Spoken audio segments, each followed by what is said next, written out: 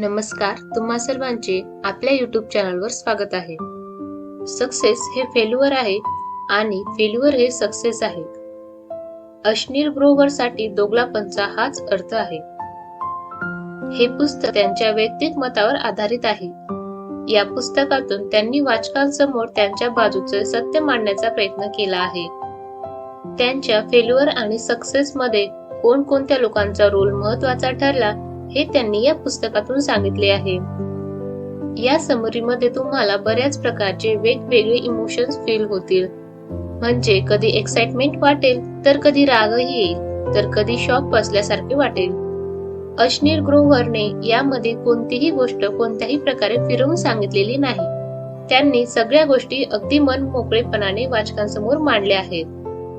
त्यांच्या आयुष्यात आलेल्या लोकांबद्दल अश्नीरची काय मतं आहेत हे त्यांनी यामध्ये सांगितले आहे. मग तुम्हाला ते आवडो किंवा न आवडो हे तुमच्यावर आहे. हे पुस्तक लिहिण्याचा त्यांचा उद्देश केवळ हाच आहे की याद्वारे त्यांना त्यांच्या बाजूचे सत्य लोकांपर्यंत पोहोचवायचे आहे. चला तर मग त्यांची स्टोरी त्यांच्याच तोंडून ऐकूया आणि समजून घेऊया की ते कंपनीच्या को फाउंडर्सला कसे भेटले, स्टेप बाय स्टेप्स एक कंपनी कशी उभी केली, कशा प्रकारे त्यांनी यश मिळवले, आपल्या अधिकारासाठी एक मोठी लढाई ते कसे लढले आणि शेवटी कोणत्या परिस्थितीत त्यांनी त्यांच्या कंपनीमधून रिझाईन केले. अश्नीर आजही भारत पेचे सगळ्यात मोठे इंडिव्हिज्युअल स्टॉक होल्डर आहेत. त्यांनी जरी कंपनीमध्ये कॉन्ट्रोवर्शियल एक्झिट घेतली असली तरीही असं म्हणणं चुकीचे ठरणार नाही की ते एक अनुभवी फाउंडर, एंटरप्रेन्योर आणि इन्व्हेस्टर आहेत आणि आपण एक वाचक म्हणून त्यांच्या अनुभवावरून बरेच काही शिकू शकतो. भारत पे द जेनेसिस. जून 2018 मध्ये अश्नीरने त्यांच्या IIM अहमदाबादच्या व्हॉट्सअप ग्रुपवर एक मेसेज वाचला. हा मेसेज विपिन अग्रवालचा होता. ते एक चायनीज फंड फॉर्सन साठी काम करत होते. त्या मेसेज मध्ये लिहिले होते, आम्ही ज्या फिनटेक कंपनीला फंड करत आहोत तिच्या सुरुवातीच्या स्टेज साठी आम्हाला एक CEO ची गरज आहे. जर तुम्हाला या पोझिशन मध्ये इंटरेस्ट असेल तर आम्हाला जरूर कळवा. हा मेसेज वाचल्यावर अश्नीरची पहिली रिएक्शन अशी होती की या कंपनीच्या अर्ली स्टेज इन्व्हेस्टमेंट साठी त्यांना CEO ची गरज का पडत आहे.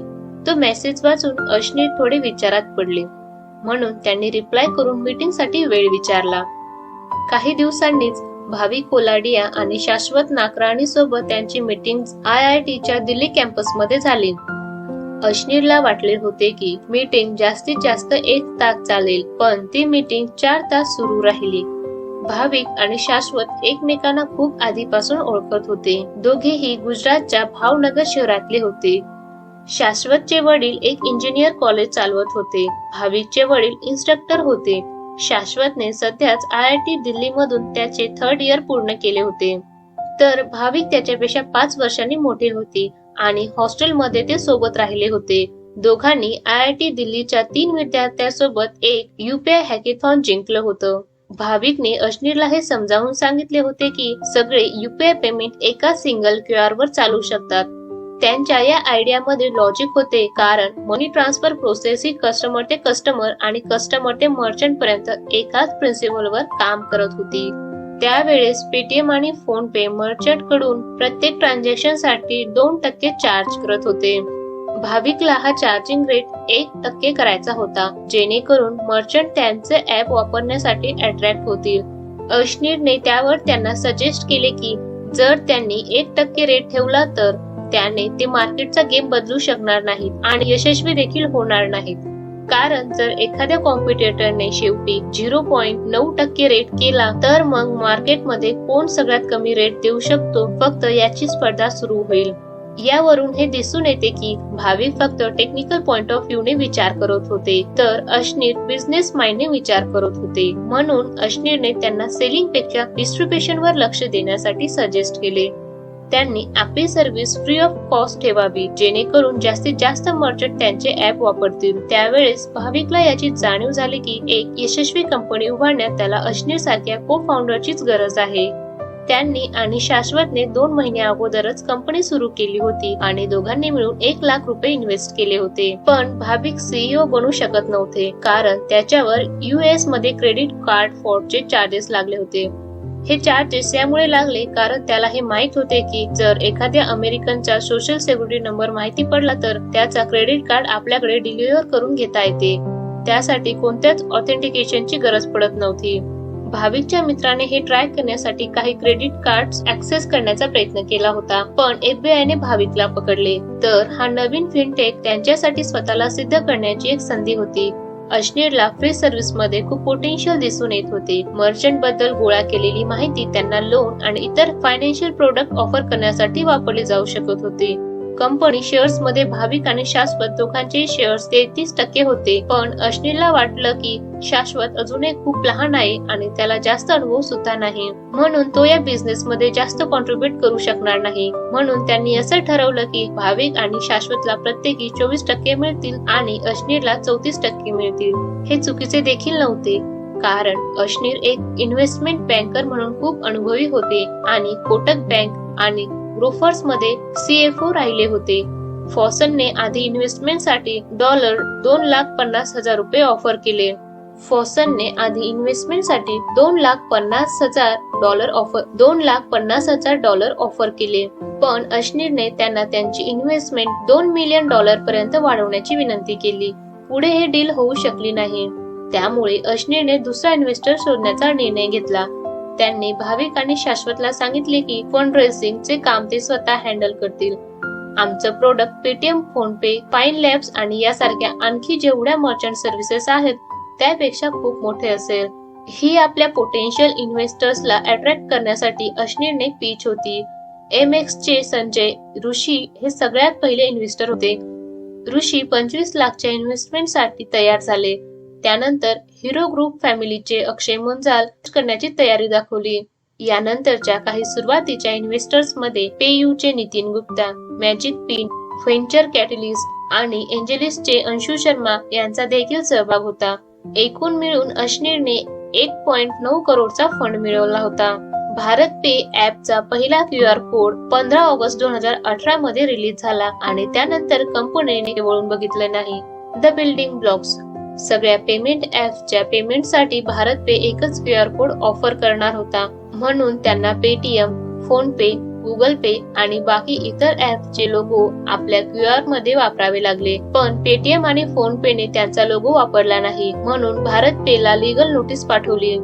यामुळे अश्नीरने ट्रेडमार्क लॉचा अभ्यास केला आणि जेव्हा त्यांना एक असा क्लॉज मिळाला ज्याच्यानुसार दुसऱ्या कंपनीचे ट्रेडमार्क कंझ्युमर अवेअरनेस आणि एज्युकेशन साठी वापरणे फायदेशीर आहे हे त्यांना समजले. पेटीएमला हे लगेच समजले, म्हणून त्यांनी त्यांची नोटीस परत घेतली. पण फोनपेला अजूनही शंका होती. फोनपेचे फाउंडर समीर निगमला असे वाटत होते की पे सफिक्स वर फक्त त्यांचा हक्क आहे. त्यांना भारत पे या नावाशी प्रॉब्लेम होता. भारत पे हे नाव खूप हुशारीने निवडण्यात आले होते. हे नाव सहजपणे लक्षात ठेवण्यासारखे होते. लोकांना असे वाटायचे की हे कोणते तरी गव्हर्नमेंट ऍप आहे, कारण ते फ्री होते. त्यातल्या त्यात भारताचं नाव वापरल्याने यावर लोकांचा एक विश्वास निर्माण होणार होता. जेव्हा गव्हर्नमेंट भीम UPI चे नाव निवडत होती तेव्हा खरं तर त्यांनी भारत पे हे नाव वापरण्याचाच विचार केला होता. पण भावनिकला जेव्हा ही न्यूज मिळाली तेव्हा त्याला हे नाव खूप आवडले आणि त्यांनी लगेच हे नाव रजिस्टर करून घेतले. फोनपेने पे टर्म वापरल्याने भारत पे वर कॉपीराइटची केस फाईल केली. ही केस 2 वर्षे बॉम्बे हायकोर्ट मध्ये सुरू राहिली, पण शेवटी भारत पेनेच ही केस जिंकली. हायकोर्टने दिलेल्या निकालात असे सांगितले की पे टर्म वर फक्त फोन पेचा हक्क असू शकत नाही, कारण पे हा एक कॉमन टर्म आहे. यानंतर अश्नीर आपल्या प्रोडक्टसाठी अर्ली टेक सोल्युशन्स काढण्यात व्यस्त झाले. भारत पेचे पहिले क्लायंट होते दिल्लीचे फेमस कम्प्युटर मार्केट नेहरू प्लसचे 1000 मर्चंट्स. सुरुवातीला आपले प्रोडक्ट तपासून बघण्यासाठी त्यांना टेक सोल्युशनचा एक कामचलाऊ उपाय शोधावा लागला. मर्चंटचे QR code Bhim UPI app वर बनवण्यात आले आणि त्याद्वारे होणाऱ्या प्रत्येक ट्रान्झॅक्शनचे नोटिफिकेशन भाविकच्या फोनवर यायचे. पण यामध्ये असा प्रॉब्लेम होत होता की भाविकला जर कधी विमानाने प्रवास करावा लागला तर प्रवासादरम्यान त्याला कोणतीच नोटिफिकेशन मिळाली नसती. अश्नीरला यावर एक असा उपाय काढायचा होता ज्याने मनी फ्लोचा प्रॉब्लेम सुद्धा सॉल्व्ह होईल. तसेच त्यांना एखाद्या बँकेशी टाय अप करायचे होते, जेणेकरून कस्टमर जेव्हा कधीही पेमेंट करेल तेव्हा पैसे सगळे भारत पेच्या बँक अकाउंट मध्ये जातील आणि त्या बदल्यात ते मर्चंटला रिअल टाइम पेमेंट करू शकतील. यासाठी सगळ्यात आधी अशनीर येस बँक कडे गेले. जेव्हा ते ग्रोफर्स मध्ये चीफ फायनान्शियल ऑफिसर होते तेव्हा त्यांनी त्यांच्यासोबत खूप काम केले होते. मर्चंटसाठी भारत पेची सर्व्हिस तर फ्री होती, पण इनकमिंग आणि आउटगोइंग ट्रान्झॅक्शन साठी भारत पेला येस बँकला पे करावे लागले. 2000 रुपयापेक्षा जास्त ट्रान्झॅक्शन वर 0.65% चा रेट होता. अशनीरने येस बँकला हा विश्वास दिला की ते बिझनेस वाढवण्यासाठी जास्तीत जास्त मर्चंटला भारत पेशी जोडतील. आपले इंजिनियर सेट केले होते. 3 IIT स्टुडंट जे शाश्वत सोबत आले होते त्यांना SOP म्हणजे एम्प्लॉई स्टॉक ओनरशिप दिली होती. भाविकने बाहेरच्या टेक एजन्सी आणि शाश्वतच्या वडिलांच्या इंजिनिअरिंग कॉलेज मधून काही ग्रॅज्युएट स्टुडंटला सुद्धा हायर केले. त्यांना जेवढे शक्य होईल तेवढी आपली टेक कॉस्ट वाचवायची होती. यानंतर अशनीरचे हे काम होते की मर्चंट्सला रिअल टाइम मध्ये पे कसे करता येईल हे बघणे. पहिल्या मॉडेलचे गोल म्हणजे मर्चंट्सला आपल्या सोबत जोडणे, त्यांच्या बँक अकाउंटचे डिटेल्स घेऊन त्यांना एका विशेष QR कोड सोबत वेलकम किट पाठवणे. हे काम त्यांना लवकरात लवकर पूर्ण करायचे होते. यासाठी अशनीरच्या डोक्यात प्री प्रिंटिंग QR कोडची आयडिया आली. यानुसार जेव्हा एखादा मर्चंट अप्रूव्ह होतो तेव्हा लोक त्यांच्या बँक अकाउंट नंबर आणि IFSC कोड एंटर करतात आणि यानंतर प्री प्रिंटेड QR कोडला मर्चंट सोबत ऑटोमॅटिकली लिंक होतो. पेटीएम आणि फोन पे प्रत्येक ट्रान्झॅक्शन वर 2% चार्ज करत होते. सोबतच ते ट्रान्झॅक्शन झाल्यावर मर्चंट्सला 2 दिवसांनी पेमेंट पाठवायचे. पण भारतने रिअल टाइम पेमेंट आणि फ्री सर्व्हिसने ही सिस्टीम पूर्णपणे बदलून टाकली. उदाहरणार्थ, जर तुम्ही स्टोअर ओनर आहात आणि तुम्हाला कस्टमरने QR कोडने पेमेंट केले तर तुम्हाला ते सगळे पैसे कोणत्याही चार्ज शिवाय मिळतील. म्हणजेच ऍप मध्ये कस्टमरने क्लिक केले की मर्चंटला ते पैसे लगेच पोहोचतील. भाविक टेक साइट सांभाळत होते तर Ashneer banking relationship, fundraising, managing strategy, नवीन प्रोडक्टचे लॉन्चिंग आणि टीम बनवण्यात व्यस्त होते. म्हणून त्यांनी त्यांच्या दुसऱ्या को फाउंडरला म्हणजेच शाश्वतला वेगवेगळ्या शहरात डिस्ट्रीब्युशन आणि प्रोडक्ट लॉन्च करण्याची जबाबदारी दिली. आता भारत पे बऱ्याच मर्चंट्स आणि त्यांच्या ट्रान्झॅक्शन वर खूप इफेक्टिव्हली काम करत होते. आता कंपनीला कोणीतरी अशी व्यक्ती हवी होती जी त्यांचं ऍडमिनिस्ट्रेशनचे काम सांभाळू शकेल. ती व्यक्ती अशी हवी होती जी विश्वासू असेल आणि त्याला हायर करण्यात कंपनीची कॉस्ट सुद्धा वाचू शकेल. म्हणून अशनीरने त्यांच्या वाईफ माधुरीला यासाठी हायर केले. त्या सुद्धा एक एंटरप्रेन्योर होत्या आणि त्यांच्याकडे ऍडमिन टास्क आणि लोकांना मॅनेज करण्याचा एक चांगला अनुभव सुद्धा होता. भाविक आणि शाश्वतला सुद्धा यामध्ये काहीच प्रॉब्लेम वाटत नव्हता. म्हणून माधुरी डायरेक्टर आणि HR हेडचे काम सुद्धा सांभाळू लागल्या. माधुरी इंटरनल सिस्टीम हँडल करत होत्या. म्हणून आता अशनीरने कंपनीच्या ग्रोथकडे लक्ष देण्यास सुरुवात केली आणि सोबतच ते ऍडिशनल फंड रेझिंग वर सुद्धा लक्ष देत होते. त्यांच्याकडून जेवढं शक्य झालं तेवढ्या व्हेंचर कॅपिटलिस्टला ते भेटले. अशनीरने सिक्युयाच्या मोहित भटनागरची भेट घेतली. त्यांना डेमो करून दाखवला की UPI कसा काम करतो. सिक्युयाने ऑलरेडी सायट्रस पे आणि पाइन लॅब मध्ये इन्व्हेस्ट केलेले होते. मीटिंग चांगली झाली पण 3 महिने जाऊन देखील सिक्युयाने अजून भारत पे मध्ये इन्व्हेस्ट केले नव्हते. यामागचे मुख्य कारण म्हणजे सिक्युयाचे पाइन लॅब मध्ये 70% स्टॉक होते. त्यांना हे समजले होते की भारत पे एक स्ट्रॉंग कॉम्पिटिटर म्हणून वर येऊ शकतो, ज्यामुळे पाइन लॅबचे शेअर खाली जाऊ शकतात. खरं तर पाइन लॅबला त्यांच्या ऍप डेव्हलपमेंटसाठी आणखी थोडा वेळ देण्याची सिक्युयाची इच्छा होती, पण पाइन लॅबच्या फाउंडर्सने कंपनी सोडली होती, ज्यामुळे त्यांना त्यांची टेक्नॉलॉजी डेव्हलप करता आली नाही. त्यानंतर मग सिक्युयाने भारत पे मध्ये इन्व्हेस्ट करण्याचा निर्णय घेतला. अशनीरने आणखी एक व्हेंचर कॅपिटलिस्ट सोबत डील फिक्स केली. ते म्हणजे बिननेक्सचे जॅपनीज एंटरप्रेन्योर तेरू सेन. त्यांनी $1 मिलियन इन्व्हेस्ट करण्याचे प्रॉमिस केले आणि महिन्याच्या शेवटी भारत पेच्या अकाउंट मध्ये पैसे जमा केले. सिक्युया प्रमाणे त्यांनी वेळ लावला नाही. तेरू सेन निर्णय घेण्यात खूप वीक होते. काही दिवसांनी सिक्युयाच्या हर्षजित सेठीने अशनीरला फोन करून असे कळवले की ते आता भारत पे मध्ये इन्व्हेस्ट करू शकणार नाहीत. ज्यावेळेस सगळे आवश्यक डॉक्युमेंट्स तयार झाले त्यावेळेस त्यांनी असा निर्णय घेतला. याचे कारण म्हणजे सिक्युयाला भाविकच्या US क्रेडिट फ्रॉड बद्दल माहित पडले होते आणि त्यामुळे ते अशनीरवर देखील नाराज होते. त्यांच्या मते अशनीरने त्यांना याबद्दल सांगायला हवे होते, पण अशनीरच्या मते तो मुद्दा त्यांच्याशी संबंधित नसल्याने तो त्यांना सांगण्याचा विचार देखील त्यांच्या डोक्यात आला नाही. यानंतर त्यांनी भाविकला बँगलोरला जाऊन सिक्युआच्या CFO आणि जनरल काउन्सिलची भेट घेऊन सगळ्या गोष्टी क्लिअर करण्याचा सल्ला दिला. पण शेवटी सिक्युआने अशी अट ठेवली की भाविकला कॅप टेबल म्हणजेच इक्विटी लिस्ट वरून काढले तरच ते $1 मिलियन इन्व्हेस्ट करतील. बिनेक्सच्या तेरू सेनला आणि एंजल इन्व्हेस्टर्सला भाविकच्या या भूतकाळाशी काहीच प्रॉब्लेम नव्हता. मग अश्नीरने असे ठरवले की भाविकने जर असे करण्यापासून नकार दिला तर ते त्याला सपोर्ट करतील. पण भाविकने सिक्युआची ही अट मान्य केली. त्यांनी बोर्ड मधून रिझाईन केली आणि आपले शेअर सोडले. आता ते शेअर्स बिनेक्स, सिक्युआ, शाश्वतचे वडील आणि अश्नीर मध्ये विभागले गेले. शेअर होल्डर्सच्या अग्रीमेंट मधून आणि लिस्ट ऑफ एम्प्लॉईज मधून भाविकचे नाव काढण्यात आले. आता तो एक आउटसाइड कन्सल्टंट म्हणून काम करत होता. ही नोव्हेंबर 2018 ची गोष्ट होती. अश्नीरने सिक्युआकडून फंड्स मिळण्याची वाट बघत होते. यासोबतच ते तेरू सेनच्या फॉर्मल अप्रुव्हलची सुद्धा वाट बघत होते, जेणेकरून ते त्यांचे पैसे वापरू शकतील. एंजल इन्व्हेस्टर्सने दिलेले 1.92 करोड जवळपास संपत आले होते. थोडक्यात सांगायचे झाले तर भारत पेच्या अकाउंट मध्ये एकही पैसा शिल्लक नव्हता. त्यांच्याकडे त्यांच्या एम्प्लॉईजला सॅलरी देण्या इतपत देखील पैसे उरले नव्हते. म्हणून अश्नीरने त्यांच्या वाईफ माधुरीला त्यांच्या पर्सनल अकाउंट मधून कंपनीच्या अकाउंट मध्ये काही पैसे ट्रान्सफर करण्यासाठी सांगितले. त्या पैशातून त्यांनी एम्प्लॉईजला सॅलरी दिली आणि त्यांना अशी आशा होती की पुढच्या महिन्यापर्यंत कंपनीकडे फंड्स जमा झालेले असतील. आणि नशिबाने सिक्युआकडून पैसे आले. त्यांनी आतापर्यंत $2 मिलियन पर्यंत इन्व्हेस्टमेंट केली होती. फंड मिळाल्यावर माधुरीने डायरेक्टरच्या पोस्ट वरून रिझाईन केले, पण ती अजूनही मेन एम्प्लॉय म्हणून काम करत होती. त्याच दरम्यान अश्नीर बोर्ड मेंबर बनले. भाविक गेल्यावर माधुरीला को फाउंडर बनवता आले असते, पण अश्नीर बोर्डला कंट्रोल करण्याचा प्रयत्न करत आहेत असे शाश्वतला वाटू नये म्हणून अश्नीरने असे करण्याचा विचार केला नाही. म्हणून सिक्युआला बोर्ड मध्ये एक सीट मिळाली. यामधून अश्नीरला एक महत्वाचा लेसन शिकायला मिळाला की जर तुम्ही योग्य वेळेवर योग्य व्यक्तीला पोझिशन दिली नाही तर पुढे जाऊन त्याने फार मोठा प्रॉब्लेम निर्माण होऊ शकतो. भारत पे सातत्याने ग्रो करत होती. डिसेंबर 2018 मध्ये अश्नीरने सिक्युआ आणि बिनेक्सला असे कळवले की त्यांना आणखी $10 मिलियन ची गरज आहे. यावर अश्नीरने आता नवीन इन्व्हेस्टर शोधू नये असे दोन्ही कंपनीने सांगितले. त्यासाठी सिक्युआने $8 मिलियन इन्व्हेस्ट केले आणि बिनेक्सने $2 मिलियन इन्व्हेस्ट केले.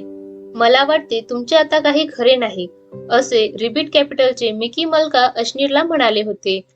मिकीला सगळे फिनटेक इंडस्ट्रीचा एक बिग फिश म्हणून ओळखायचे. जेव्हा ते एखाद्या स्टार्टअप मध्ये इन्व्हेस्ट करायचे तेव्हा त्यांच्या इन्व्हेस्टमेंट कडे इतर कॅपिटलिस्ट सुद्धा लक्ष द्यायचे. पण भारत पे अपयशी होणार आहे असे जेव्हा ते म्हणाले त्यावर अश्नीरने त्यांना विचारले, जर तुम्हाला माहित आहे की ही कंपनी बुडणार आहे तर ती कधी बुडेल ते सुद्धा सांगा. यावर मिकीने खूप कॉन्फिडन्सने उत्तर दिले, 2 महिन्याच्या आत. अश्नीरने चॅलेंज करत त्यांना विचारले आणि नाही बुडाली तर? यावर मिकी म्हणाले, असे झाले तर मग मी तुमच्या कंपनीमध्ये इन्व्हेस्ट करेन. अश्नीरला ही खात्री करून घ्यायची होती की मिकी त्यांचे प्रॉमिस पूर्ण करतील. The stairway to success. Bharat पेचे ऑफिस मालवी नगर मध्ये होते. 2019 च्या सुरुवातीला कंपनी तेथे शिफ्ट झाली होती. कंपनीने एका बिल्डिंग मधले 2nd फ्लोअर कंपनीसाठी घेऊन ठेवले होते. अश्नीर खूप जवळून टीमच्या साईजवर लक्ष देत होते. त्यांच्या मते जास्त एम्प्लॉईज असलेली एक टेक कंपनी इनइफिशियंट असते. अर्ध्या जागेवर आधी त्यांचे 60 एम्प्लॉईज असायचे आणि जेव्हा त्यांनी पूर्ण फ्लोअर घेतला तेव्हा त्यांच्याकडे जवळपास 125 एम्प्लॉईज झाले होते. यावेळेस तर त्यांना त्यांच्या आणखी 60 इंजिनियर्ससाठी बाजूच्या बिल्डिंग मधले आणखी एक ऑफिस रेंटवर घ्यावे लागले. यानंतर अश्नीर त्यांच्या काही गेम चेंजिंग प्रोडक्ट मध्ये व्यस्त झाले. त्यापैकी एक म्हणजे मर्चंटसाठी लोनची व्यवस्था करणे. बिझनेसेस मोस्टली कस्टमर्सला लालच दाखवण्याच्या प्रयत्नात असतात, तर तेच दुसरीकडे बँकांना वाटते की लोकांना घाबरवल्याशिवाय त्यांचे काम चालणार नाही. उदाहरणार्थ, जेव्हा तुम्ही बँक मध्ये लोन साठी अप्लाय कराल तेव्हा सगळ्यात आधी बँकर तुमच्याकडे निरखून बघेल. डोक्यापासून पायापर्यंत तुमचे निरीक्षण करेल. तो तुम्हाला तुमच्या ड्रेसिंग स्टाईल वरून आणि तुमच्या इंग्लिश स्पीकिंग स्किल वरून जज करेल. बँकर तुम्हाला सरळ सरळ नाही म्हणणार नाहीत, तर त्यांच्या फॅन्सी इंग्लिश मध्ये तुम्हाला बरीच कारणे देईल. उदाहरणार्थ, इंटरनल रिस्क डिपार्टमेंटने तुमचे लोन ऍप्लिकेशन रिजेक्ट केले आहे. किंवा RBIच्या पॉलिसीला दोष देणे. अश्नीरला त्यांच्या कस्टमर्सला कोणताही भेदभाव न करता वागवायचे होते. त्यांना वाटायचे की फिनटेक सेक्टर बँकपेक्षा जास्त चांगले आहे, कारण ते एका अल्गोरिदम सोबत काम करते. फिनटेक जास्त कन्व्हिनियंट आणि स्केलेबल आहे. फिनटेक बँक प्रमाणे खूप लवकरच फायनान्स आणि बिझनेस शिकू शकतात, पण बँक फिनटेक प्रमाणे फास्ट टेक्नॉलॉजी शिकू शकणार नाही. एप्रिल 2019 मध्ये भारत पेने मर्चंटसाठी लेंडिंग म्हणजेच लोन देणारे प्रोडक्ट लॉन्च केले. इथे आम्हाला एका सत्याचा खुलासा करायचा आहे की शॉपकीपर्सला कॅपिटल द्यायची बँकरची इच्छा नसते. यामुळे या छोट्या बिझनेसमॅनकडे मोठ्या लोन शार्क कडून महिन्याला 4% इंटरेस्ट रेटने पैसे उधार घेण्याशिवाय आणखी कोणताच मार्ग उरत नाही. भारत पेचे काम कस्टमरचे पेमेंट्स हँडल करणे हे आहे. यामुळे कंपनीला माहित असते की कोणता बिझनेस किती कमाई करत आहे. त्यांनी सुरुवातीला महिन्याला 2% इंटरेस्ट रेटवर 2 मर्चंटला लोन ऑफर केले. कमी इंटरेस्ट सोबत एक सोपी लोन घेण्याची प्रोसेस. या गोष्टी भारत पेने ऑफर केल्या होत्या. महिन्याला इंटरेस्ट कलेक्ट करण्यापेक्षा ते इंटरेस्टचे पैसे मर्चंटच्या अकाउंट मधून दररोज ऑटोमॅटिकली कापले जात होते. या प्रोसेस मध्ये कोणताच त्रास नव्हता आणि यामुळे लोनचे ओझे सुद्धा नकळत कमी होत होते. जर एखादा मर्चंट भारत पेच्या QR कोडने दररोज 1000 रुपये कमावत असेल तर त्याला 1 लाख पर्यंत लोन एका वर्षासाठी मिळू शकत होते. अशा केसमध्ये त्या मर्चंटच्या अकाउंट मधून रविवार सोडून आठवड्याच्या प्रत्येक दिवशी 400 रुपये ऑटोमॅटिकली कापले जातात. प्रोडक्ट लॉन्च केल्यानंतर एका वर्षाने भारत पेला पूर्ण भारतातून लाखो कस्टमर्स मिळाले. कंपनीने जवळपास $1 बिलियन लोन दिले होते आणि त्या बदल्यात 48% इंटरनल रेट ऑफ रिटर्नची कमाई केली होती. मे 2019 मध्ये मिकी मल्काने अश्नीरला फोन करून सांगितले की भारत पे मध्ये इन्व्हेस्ट करण्याची त्यांची इच्छा आहे. भारत पे कंपनी 2 महिन्यात बंद झाली नाही, तर या उलट ती कंटिन्यू ग्रो करत आहे हे त्यांनी बघितले. म्हणून अश्नीर आणि मिकी आणखी काही दुसऱ्या इन्व्हेस्टर्सला भेटण्यासाठी US मध्ये गेले. फंड रेझिंग मध्ये त्यांनी स्वतःची एक चांगली इमेज बनवली होती. ते एक खूप चांगले फंड रेझर आहेत अशी त्यांची रेप्युटेशन होती. पण बऱ्याच लोकांना यामागे त्यांची असलेली मेहनत दिसत नव्हती. अश्नीरच्या मते फाउंडरने समोर येऊन आपली स्टोरी शेअर करायला घाबरू नये. इन्व्हेस्टर शोधणे कठीण तर आहे, पण तुम्हाला प्रयत्न सुरू ठेवायला हवेत. जर तुम्ही 3 राऊंड मध्ये 100 इन्व्हेस्टर्सला अप्रोच केले असेल, त्यापैकी फक्त 10 लोकच ऍक्च्युअल मध्ये इन्व्हेस्ट करतील. US ला पोहोचल्यावर सिच्युएशन अशी झाली होती की ज्या कपड्यावर अश्नीर झोपले होते त्याच कपड्यामध्ये मिकीशी भेटण्याशिवाय त्यांच्याकडे आणखी काही पर्याय राहिला नव्हता. पण याने काही फरक पडला नाही, कारण त्यांनी मिकीच्या रिबीट कॅपिटल कडून आणि स्टेड्यू नावाच्या व्हेंचर करून $50 मिलियन मिळवले होते. यानंतर कंपनीची ग्रोथ तशीच सुरू राहिली. अश्नीरकडे खूप कामे होती, त्यामुळे कंपनीच्या रोजच्या ऑपरेशनसाठी त्यांना एक चीफ बिझनेस ऑफिसरची गरज असल्याचे जाणवले. एका हेड हंटरने त्यांना RP संजीव गोयका ग्रुपमध्ये असलेल्या सुहेल समीरच्या CV पाठवला. सुहेलने दिल्लीच्या इंजिनिअरिंग कॉलेज आणि IIM लखनौ मधून त्यांचे शिक्षण पूर्ण केले होते. त्यानंतर ते MC किन्सीचे सगळ्यात तरुण असोसिएट पार्टनर म्हणून काम करत होते. ते संजीव गोयकाला भेटले आणि मोठ्या रँकवर त्यांनी ती कंपनी जॉईन केली. त्यांचे असे म्हणणे होते की त्यांनीच गोयका ग्रुप कंपनीच्या स्नेक बँड 2M ला लॉन्च केले, ज्यामुळे 500 करोडचा बिझनेस झाला. अश्नीरने सुहेलला त्याच्या घरी डिनरसाठी इन्व्हाइट केले.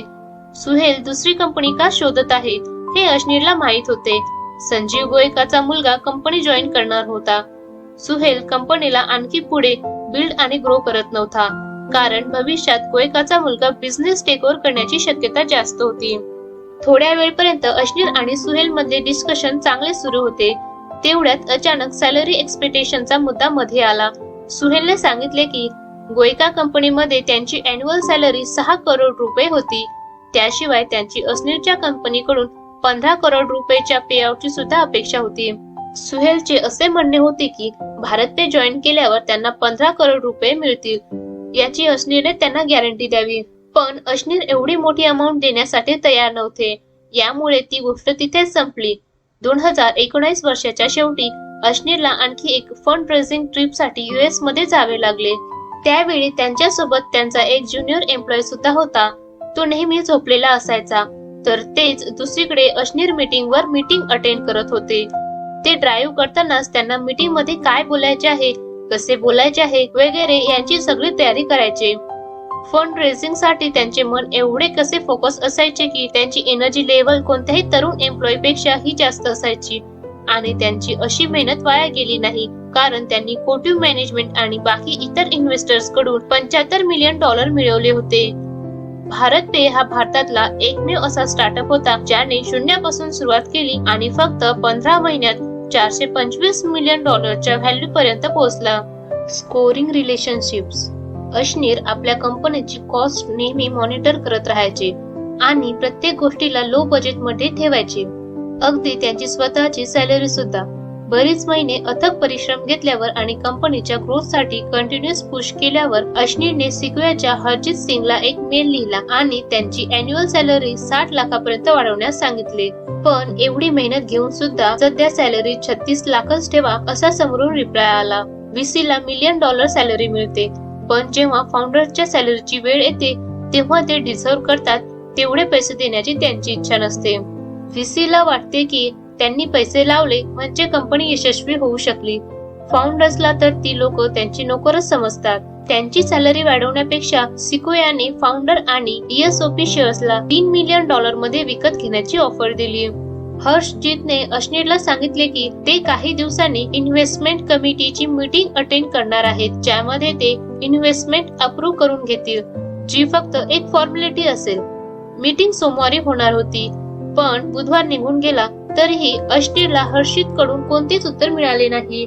जेव्हा त्यांनी स्वतःहून कॉल केला तेव्हा हर्षजीत त्यांच्याशी फॉर्मल इंग्लिश मध्ये बोलले.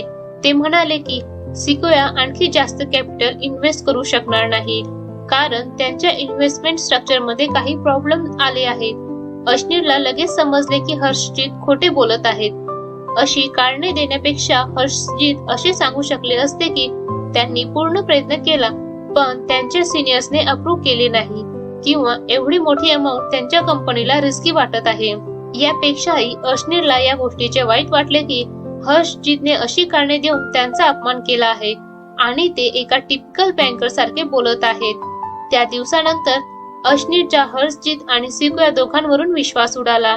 याच दरम्यान अश्नीरने सुहेल समीरला परत कॉन्टॅक्ट केला, कारण भारत पेला एका चीफ बिझनेस ऑफिसरची खूप आवश्यकता होती. पण जेव्हा त्यांनी सुहेलला बघितले तेव्हा त्यांना खूप आश्चर्य वाटले, कारण सुहेल खूप बारीक झाला होता आणि त्याने लांब दाढी वाढवली होती. सुहेल म्हणाले की $15 करोड मिळतील या आशेने त्यांनी RP संजीव गोयका ग्रुप मधून रिझाईन केले आणि सध्या ते रिकामे बसले आहेत आणि नवीन जॉब सर्च करत आहेत. अश्नीरने सुहेलला 1.75 करोडची अॅन्युअल सॅलरी आणि एम्प्लॉई स्टॉक ओनरशिप प्लॅन मध्ये मोठ्या शेअरची ऑफर दिली आणि सोबतच हे सुद्धा म्हणाले की सगळे CXO त्यांच्या एक्झिक्युशन आणि मोठ्या स्ट्रॅटेजिक मुद्द्यासाठी सुहेल आणि अश्नीरला रिपोर्ट करतील. अश्नीर मोठा प्रॉब्लेम सॉल्व्ह करतील तर सुहेल त्यांना इफेक्टिव्हली एक्झिक्यूट करण्याचे काम करतील. सुरुवातीला सुहेल त्यांच्या वर्क इथिक सोबत काम करत होते. ते सकाळी लवकर ऑफिस मध्ये पोहोचायचे आणि रात्री उशिरापर्यंत ओव्हरटाईम सुद्धा करायचे.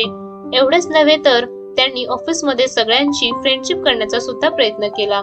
अश्नीर हे ऑब्झर्व करत होते की सुहेल हे एक्झिक्युशन मध्ये तर एक्सपर्ट आहेत, पण त्यांच्यामध्ये ओरिजिनल आयडिया आणि मोठे पिक्चर बघण्याची एबिलिटी नाही.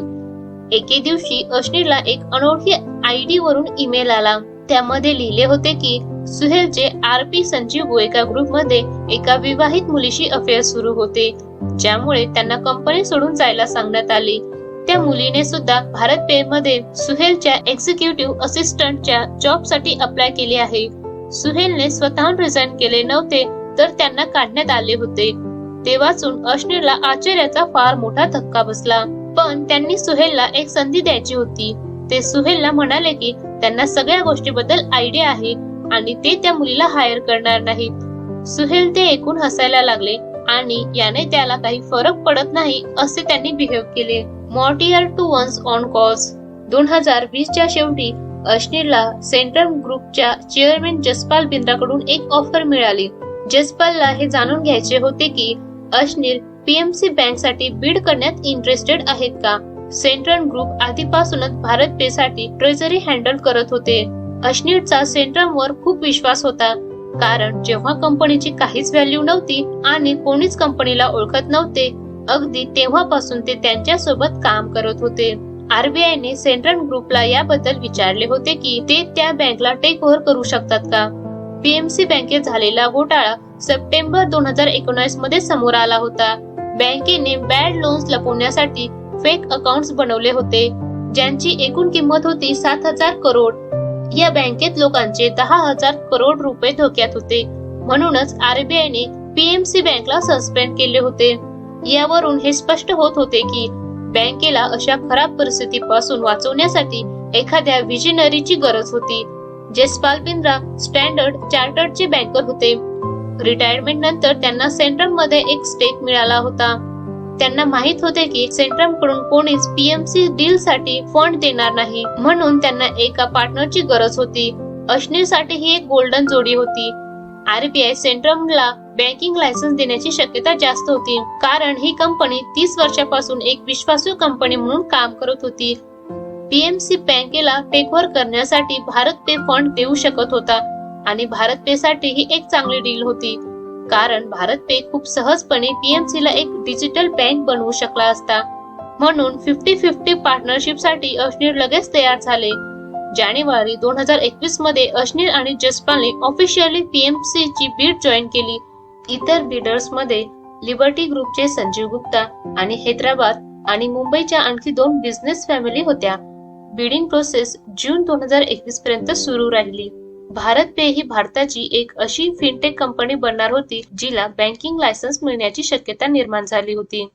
याच दरम्यान अश्नीरच्या त्या वर्षाच्या फंड रेझिंग ट्रिप साठी US ला गेले. मार्च ते एप्रिल 2021 च्या दरम्यान भारतात खूप भयानक कोविड वेव्ह पसरली होती. अश्नीरने ठरल्याप्रमाणे ते मे महिन्यात US ला जाणार होते. ते त्या पूर्ण पॅन्डेमिक मध्ये काम करत राहिले. कामाबद्दल त्यांच्यामध्ये एक पॅशन होती. त्यांनी एकही दिवस सुट्टी घेतली नाही, अगदी पहिल्या वेव्हच्या वेळेस देखील नाही.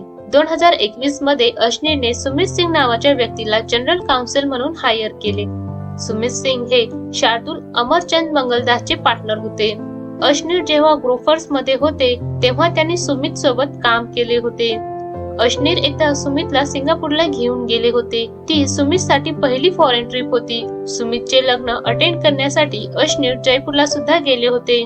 भारत पेला बँकिंग लायसन्स मिळवून देताना सुमित त्यांना लीगल वर्क मध्ये मदत करू शकतील हे अश्नीरला माहित होते. अश्नीरने सुमितला 80 लाखाचे जॉईनिंग बोनस दिले होते.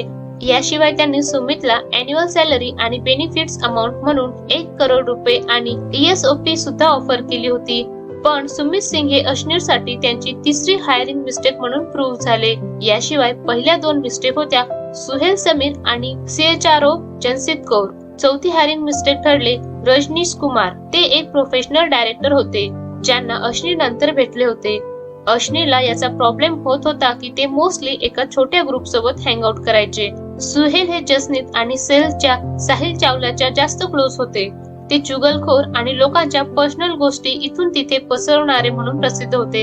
याच दरम्यान भाविकला एक आणखी भीती अशी वाटत होती की जसनीत आणि सुहेलची क्लोज फ्रेंडशिप प्रोफेशनल रिलेशनशिप वर परिणाम करायला नको. एम्प्लॉईजला जसनीतवर विश्वास ठेवण्यात प्रॉब्लेम यायला नको. पण अश्नीरला असे होप्स होते की सुहेल आणि जसनीत दोघं मॅच्युअर प्रोफेशनल्स प्रमाणे या गोष्टीला स्वतःच सॉल्व्ह करतील. अश्नीरने US ला जाण्याआधी सगळ्यांना क्लिअर इन्स्ट्रक्शन दिले होते. त्यांनी जसनीतला एक मोठी टेक टीम बनवण्याचे काम सोपवले, कारण जेव्हापासून स्टार्टअप्स मध्ये बेस्ट टॅलेंट हायर करण्याची स्पर्धा सुरू झाली होती, चांगले इंजिनियर्स फारसे मिळत नव्हते. अश्नीरने भारत पेचे 2 नवीन प्रोडक्ट पोस्ट पे आणि 12% क्लबला पूर्ण करण्याचे काम सुहेल आणि भाविकवर सोपवले होते. त्यानंतर 1 मेला ते त्यांची वाईफ माधुरी आणि त्यांच्या मुलासोबत US साठी निघाले. त्यांनी क्वारंटाईन पिरियड पूर्ण केला आणि लवकरच व्हॅक्सिन सुद्धा घेतले. खूप मीटिंग्स केल्यावर टायगर ग्लोबल सोबत डील फायनल करण्यात अश्नीर यशस्वी झाले. टायगर ग्लोबलने $100 मिलियन इन्व्हेस्ट केले होते. अश्नीर एका आठवड्यासाठी सान फ्रान्सिस्कोला सुद्धा गेले. तिथे त्यांनी कमीत कमी 10 इन्व्हेस्टर सोबत मीटिंग केली. अश्नीरने तसं तर $250 मिलियन चे टार्गेट ठेवले होते, पण ते $625 मिलियन पर्यंत फंड मिळवण्यात यशस्वी राहिले. डिसेंबर 2020 पासूनच अश्नीरला ICC वर्ल्ड कप मध्ये स्पॉन्सर करण्याची इच्छा होती. त्यांना IPL पेक्षा ICC जास्त चांगली वाटायची, कारण त्यांना IPL जरा जास्त डिऑर्गनाइज वाटायचे. IPL प्लेयरच्या जर्सीवर जिथे तिथे लोगो दिसायचे. बऱ्याच मीडिया एजंट्सने अश्नीरला IPL साठी अप्रोच केले होते, पण अश्नीरला टीम जर्सीवर एवढे सगळे लोगो ठेवण्याची आयडिया आवडली नव्हती. एवढ्या लोगो मध्ये जर लोकांना भारत पेचा लोगो दिसलाच नाही तर IPL ला पैसे देण्याचा काय फायदा. IPL ने फक्त एकच जागा विकायची ठेवली होती, ती म्हणजे प्लेयरचे बंब. अशा प्रकारे अश्नीरने ICC सोबत $27 मिलियन डील क्लोज केली. यामुळे भारत पे आता T20 आणि दुबईमध्ये होणाऱ्या ODI वर्ल्ड कप आणि ऑस्ट्रेलियामध्ये होणाऱ्या T20 वर्ल्ड कपची ऑफिशियल स्पॉन्सर बनली. अश्नीर आणि त्यांच्या फॅमिलीने US वरून परत येताना इंडिया वर्सेस न्यूझीलंडची मॅच बघितली. मॅच बघायला जाण्याआधी अश्नीरला जसपाल बिंद्राचा फोन आला. त्यांनी सांगितले की ते PFC बँकची बीड जिंकले आहेत. म्हणजेच भारत पे आता ऑफिशियली भारताची एकमेव बँकिंग लायसन्स मिळवणारी फिनटेक कंपनी बनली होती. त्या दिवशी न्यूझीलंडने इंडियाला हरवले तर होते, पण तरीही अश्नीर खूप खुश होते, कारण त्यांना जसपालने दिलेली बातमी त्यांच्या कंपनीसाठी खूप मोठी अचीवमेंट होती. पण जेव्हा ते ऑफिसमध्ये परत आले तेव्हा कंपनीचे अपडेट्स ऐकून खूप निराश झाले. ते US इन्व्हेस्टर्सला आपल्या नवीन प्रोडक्टसाठी पिच करण्याचा प्रयत्न करत होते, पण पोस्ट पे आणि 12% क्लबने अजूनही काही विशेष प्रोग्रेस केला नव्हता. याशिवाय भाविकने त्यांना सांगितले की टेक टीमच्या 60% लोकांपैकी 20 लोकांनी रिझाईन केले आहे. तसेच भाविकने त्यांना असे सुद्धा सांगितले की त्यांची CHRO म्हणजेच जसनीतचं सुहेल सोबत अफेअर सुरू होते. सुहेल तर तिच्या अपार्टमेंट मध्ये शिफ्ट झाला होता. अश्नीरने त्याच वेळेस जसनीतला कंपनीमधून काढण्याचा निर्णय घेतला. CEO ने त्यांना सांगितले की जर त्यांनी जसनीतला लगेच काढले तर कंपनीचे पूर्ण 1 करोड वाचू शकतात, कारण लवकरच तिचे ESOP सुरू होणार होते. पण अश्नीरला कोणताच ड्रामा नको होता, विशेषतः तेव्हा जेव्हा कंपनी लवकरच एका बँकेला टेक ओव्हर करणार होती आणि फंडिंग सिरीज सुरू करणार होती. जसनीतला जसे ESOP चे पैसे मिळाले तिने लगेच आपले रेजिग्नेशन फाईल केले आणि यावर सुहेल फारच कॅज्युअली म्हणाला की जसनीत रिझाईन करते आहे हे त्याला माहित नव्हते, त्याला काहीच फरक पडत नाही असे त्याने दाखवले. पण अश्नीर यापुढे सुहेलवर कधीच विश्वास ठेवू शकणार नाहीत हे अश्नीरला माहित होते, म्हणून ते त्याला काहीच बोलले नाहीत. या दरम्यान त्यांचे पूर्ण लक्ष टेक टीमचा प्रॉब्लेम सॉल्व्ह करण्यावर होता. कंपनीमध्ये राहिलेल्या इंजिनियर्सला ऍडिशनल ESOP मिळेल याकडे अश्नीरने लक्ष दिले. अश्नीरला हे देखील माहित पडले की कंपनीमध्ये असलेले काही इंजिनियर्स भारत पे सोबत खूप आधीपासून काम करत आहेत. CRED कंपनी बद्दल त्यांना असे समजले की ती कंपनी इंजिनियर्सला जॉब ऑफर करताना त्यासोबतच ब्रँड न्यू लॅपटॉप सुद्धा देत होती. यामुळे खूप यशस्वीपणे चांगले इंजिनियर्स हायर करून त्यांनी त्यांची टेक टीम बनवली होती. भारत पेच्या इंजिनियर्सला 20 लाख अॅन्युअली सॅलरी मिळत होती. कंपनी हेड हंटर्सला 3 लाखचे कमिशन सुद्धा देत होती. म्हणून टेक टीम मजबूत करण्यासाठी आणि भारत पेचे रेप्युटेशन चांगले करण्यासाठी अश्नीरने इंजिनियर्सला 3 लाख देण्यापेक्षा एक ब्रँड न्यू सुपर बाईक देण्याचा विचार केला. खूप लवकरच सुपर बाईकची न्यूज टेक इंडस्ट्रीमध्ये पसरली. अश्नीरच्या या निर्णयामुळे एक एम्प्लॉयर म्हणून भारत पेचे रेप्युटेशन चांगले झाले आणि कंपनीची टेक टीम सुद्धा मजबूत झाली. यानंतर अश्नीर कंपनीचे 2 नवीन प्रोडक्ट म्हणजेच पोस्ट पे आणि 12% क्लबच्या लॉन्चिंग मध्ये व्यस्त झाले. पोस्ट पे ही एक बाय नाउ पे लेटर ची सर्व्हिस होती. याला त्यांनी ICC T20 वर्ल्ड कप दरम्यान दुबईमध्ये लॉन्च केले होते. अश्नीरने तो प्रोजेक्ट सुहेल कडून परत घेतला, कारण अश्नीर जेव्हा US मध्ये फंड रेझिंग साठी गेले होते तेव्हा 2 महिन्यामध्ये सुहेलने यामध्ये काहीच प्रोग्रेस केला नव्हता. पोस्ट पेच्या मदतीने भारत पेचे युजर्स 10 लाख पर्यंत लोन घेऊ शकत होते. ती अमाउंट ते QR कोड, कार्ड किंवा त्यांच्या बँक अकाउंट मधून पे करू शकत होते. पोस्ट पे हा एक फार युनिक प्रोडक्ट होता, कारण याने युजर्स छोटी मोठी रोजची शॉपिंग म्हणजेच ग्रोसरी शॉपिंग वगैरे करू शकत होते. तसेच 12% क्लब हा एक असा प्रोडक्ट होता ज्याद्वारे लोक फिक्स 12% अॅन्युअल इंटरेस्टने पैसे उधार घेऊ शकत होते किंवा देऊ शकत होते. 12% क्लब मधून आलेले पैसा मर्चंट लोन मध्ये वापरला गेला. 12% क्लब मध्ये लावलेला कॅपिटलची कॉस्ट 12% तर होती, पण मर्चंट लोनचे इंटरनल रिटर्न 48% होते. पोस्ट पे आणि 12% क्लब हे 2 प्रोडक्ट फिनटेक कंपनीचे खूप चांगले इनोव्हेशन ठरले, जे फॉरेन मध्ये सुद्धा हिट झाले. या लेव्हलला आल्यावर अश्नीर कडून एक फार मोठी चूक झाली. ती चूक त्याच्या कंपनीमधून बाहेर जाण्याचे कारण बनली. पीएमसी बँकची बीड जिंकल्यावर भाविक, सुहेल, सुमित आणि अश्नीर हे सर्व जसपाल बिंद्राला भेटायला मुंबईला पोहोचले. संध्याकाळी अश्नीर त्यांच्या खोलीत आराम करत होते, तर बाकी सर्व भाविकच्या खोलीत बसून ड्रिंक करत होते. तुमच्या माहितीसाठी इथे हे सांगायला हवे की अश्नीरला महागड्या आणि लक्झरी गाड्यांची हौस आहे, पण ते स्मोक आणि ड्रिंक दोन्ही करत नाहीत. पुढच्या दिवशी सकाळी भाविकने अश्नीरला सांगितले की कंपनीमध्ये काही लोकांना माधुरीला बजेट बद्दल रिपोर्ट करायला आवडत नाही, कारण ती CXO नव्हती. ज्या वेळेस सगळे ड्रिंक करत होते त्यावेळेस सुहेस असा म्हणाला होता की जर माधुरी बोर्ड मेंबर झाली तर तो त्याच वेळेस कंपनी सोडून देईल. अश्नीर आणि शाश्वत कडे कंपनीचे फाउंडर्स म्हणून 4 बोर्ड सीट्स होत्या. ती लोक एक बोर्ड सीट माधुरीला आणि दुसरी सुहेलला देण्याचा विचार करत होते, पण सुहेल जे म्हणाला ते ऐकून अश्नीरला आश्चर्याचा धक्का बसला. पण या सगळ्यांचा कंपनीवर काही परिणाम होऊ नये म्हणून ते शांत राहिले. त्यांना स्वतःपेक्षा जास्त भारत पेच्या ग्रोथ आणि रिसर्चची काळजी होती.